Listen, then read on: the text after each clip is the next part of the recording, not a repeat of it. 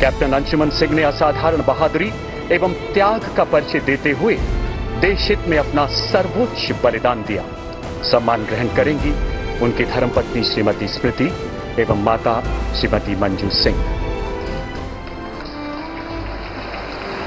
अगर वो ये कहती है कि नहीं हम इसी घर में रहेंगे और शादी नहीं करेंगे, तो जो भी मेरे छोटे बेटे से संतान पैदा होगी मैं उसको पासान करूंगा। पहली संतान बेटा हो या बेटी और नाम अंशुमान का दिया जाएगा और सारी जो एंसेस्ट्रल प्रॉपर्टी है वो सब पासान होगी उसको।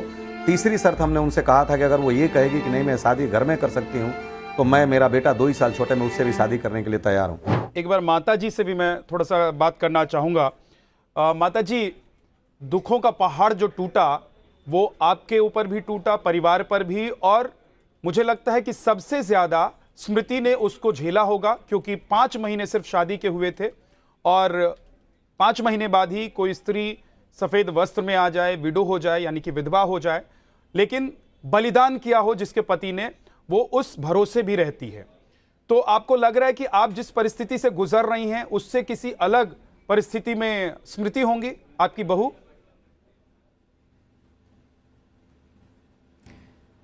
मैं यही कहूँगी मेरे से ज़्यादा तकलीफ उसको होगा, क्योंकि एक माँ तो पूरी ज़िंदगी उसको भूल ही नहीं सकती, लेकिन एक बीवी तो ज़िंदगी लंबी उम्र होती है। माँ का तो कुछ दिन एंजॉय कर ली, बच्चे के साथ रह ली, पर वो बीवी बहुत कुछ झेलने को मिलता है।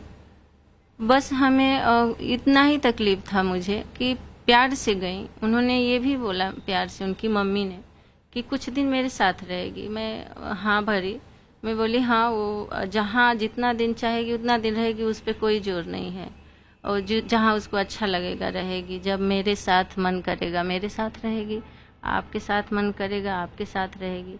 मेरा बस इतना ही था तकलीफ, और 1 साल में इसको कभी ओपन नहीं की।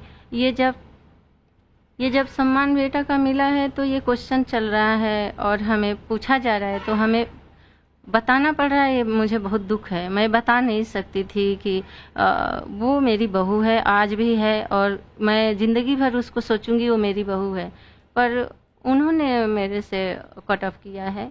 मैं बहुत कोशिश की मैसेज डालती रही, वही क्यों का सवाल ही नहीं, वो जवाब ही नहीं दिए क्यों का। एक ही सेंटेंस उनके फादर से मेरी बात हुई, वहाँ सीओ साहब बैठा के हमारे बीच चर्चा कराए ताकि सुधर जाए जो भी है, थोड़ा बहुत जो भी चल रहा है। पर उन्होंने वहाँ भी उनके फादर यही बोले कि अभी जिनको आप अपना बहू कह रही हैं, जिनको आप कह रही हैं कि अभी भी बहुत प्यार करती हैं, वो अभी कहाँ रह रही हैं, क्या कर रही हैं, किन परिस्थितियों में है, इसके बारे में आप लोगों को कोई जानकारी है? वो तेरही के अगले दिन चली गई। जी, वो तेरही के अगले दिन गई और प्यार से ही गई हैं और अपने माँ बाप के ही साथ रह रही हैं।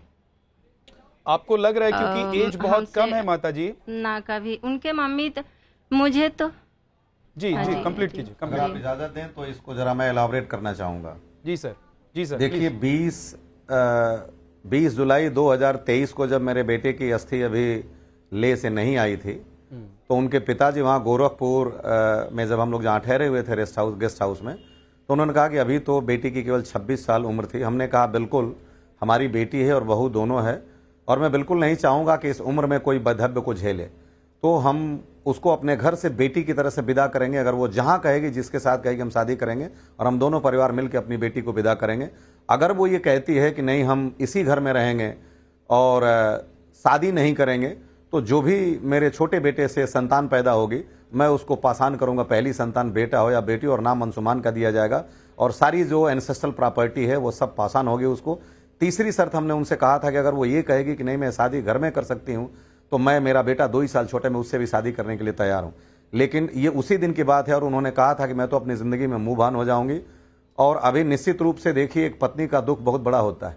अगर कोई बच्चा होता जो अपने पिता को नहीं देखा होता, तो उससे बड़ा दुख किसी के पास नहीं होता। लेकिन वो ऑस्ट्रेलिया जा रही हैं स्ट्रक्चरल डिजाइन के लिए, जो कि उन्होंने ऑफिशियल तौर पे कहा था वहाँ आर्मी अधिकारियों से। तो वो जब सेटल होने, उनका भाई ऑलरेडी PR है वहाँ ऑस्ट्रेलिया में, जब वो हमारा परिवार का हिस्सा हो के हमें कुछ भी पता नहीं, वो अपनी प्लानिंग के साथ ऑस्ट्रेलिया जा रही हैं। और सबसे बड़ा दुख, ये पब्लिक डोमेन में करने का मतलब है, ये शोभा देने की बात नहीं है। पारिवारिक संरचना का ताना बाना अगर सरेबस में जाता है तो कभी भी किसी व्यक्ति के लिए ठीक नहीं रहा, क्योंकि मर्यादाएं जितनी अगर पर्दे के अंदर हों वहीं तक शोभा देती हैं। बाहर जाने के बाद, सरेबस होने के बाद किसी मर्यादा के आक्षेप का आज तक निराकरण या निवारण हुआ नहीं।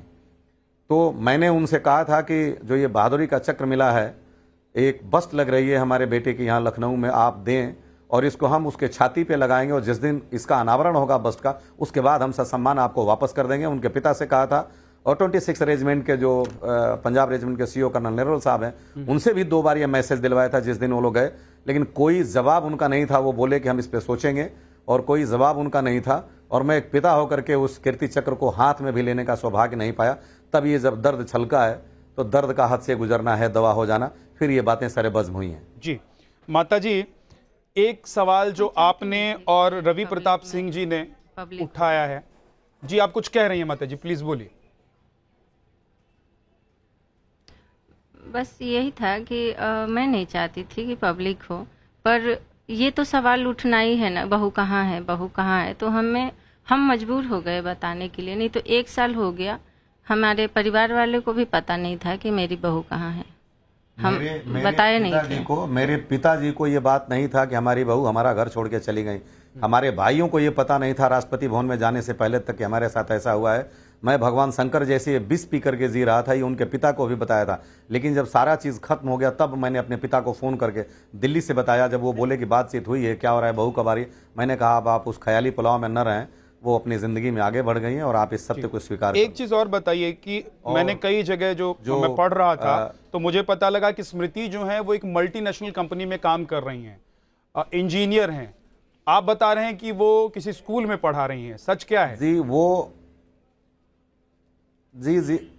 वो NIT जालंधर से बीटेक की थी सिविल इंजीनियर में, और मेरा बेटा भी वहाँ से बीटेक में एडमिशन लिया था केमिकल इंजीनियर में। वो ICIC लोम्बार्ड में काम कर रही थी शादी से पहले। शादी के बाद उन्होंने वहीं से छोड़ दिया, और उसके बाद मेरी जानकारी के हिसाब से किसी मल्टीनेशनल कंपनी में नहीं है। अगर हो तो मेरी जानकारी से परे है। इतनी मेरी जानकारी है कि वो किसी स्कूल में पढ़ा रही हैं। कौन से स्कूल में पढ़ा रही हैं इसकी भी जानकारी मुझे नहीं है। कहाँ रह रही हैं? इनके पिताजी भी कहे कि वो पढ़ा रही हैं अभी। नोएडा या बेंगलुरु, कहाँ रहती हैं आप? नहीं, वो गुरदासपुर में अपने वो दीना नगर गुरदासपुर अपने पिताजी के साथ रह रही हैं। अच्छा ठीक है। रवि जी, एक सवाल जो आप लोगों ने उठाया, और राहुल गांधी से आप लोगों की मुलाकात हुई थी, तो आप लोगों ने कई मीडिया रिपोर्ट्स में जो बातें कही हैं, जो छपी हैं, उसमें ये सामने आया कि आप लोगों ने कहा कि NOK यानी कि नेक्स्ट टू किन जो है उसमें बदलाव होना चाहिए सेना में। और मैं जरा अपने दर्शकों के लिए एक बार बता देता हूं कि ये NOK क्या है। नेक्स्ट टू किन यानी कि जो किसी फौजी का सबसे करीबी होता है, उसके नाम शहादत के बाद या कोई फौज में रहते हुए शहीद हो जाता है, बलिदान उसका होता है, तो उसके बाद तमाम जो उसको प्राप्त होने वाली संपत्ति है या जो धनराशि है वो उसको चली जाती है। उस पर आप लोगों ने सवाल उठाया, आपने उसको बदलने की बात कही। क्यों आप लोगों ने ऐसी बात कही? हाँ बिल्कुल, आपका बहुत वैलिड पॉइंट है जी। इसके पीछे एक लॉजिक है। जब कोई अधिकारी या जवान जब सेना में इनरोल्ड होता है तो उसकी एक सर्विस बुक बनती है, और उस सर्विस बुक में वो जिसको चाहता है उसको अपना नेक्स्ट ऑफ किन नियुक्त करता है। तो नॉर्मली लोग अपने माता पिता को जिनकी शादी नहीं होती है वो करते हैं, और शादी होने के बाद ये ट्रेडिशन है कि 90 डेज के अंदर वो अपना विल और पूरी जो मैरिज डिक्लेरेशन है उसको चेंज करता है। तो 99 से पहले ये 100% पत्नी को जाता था, लेकिन जब यही जिस व्यथा को हम झेल रहे हैं, जब कारगिल में ये देखा गया तो गवर्नमेंट ने उसको मैंडेटरी कर दिया था विल को 67-33% पे जी। तो नॉर्मली वो केवल उसके लिए इम्प्लीमेंट होता है जो आर्मी ग्रुप इंश्योरेंस का पैसा होता है। बाकी सारी चीजें पेंशन पे पर किए जाती हैं NOK को। तो मान लीजिए कि मैं तो एक रिटायर्ड हूं और पेंशन पा रहा हूं, और मेहनत करके जो भी मेरे बच्चे हैं मैं उनको पाल लूंगा और मुझे जरा भी फिक्र नहीं है। लेकिन वो लोग भी जिनका एक एक बेटा है, मेरे साथ भी एक आए थे, उन्होंने शायद पब्लिक नहीं किया, उनकी पत्नी भी चली गई।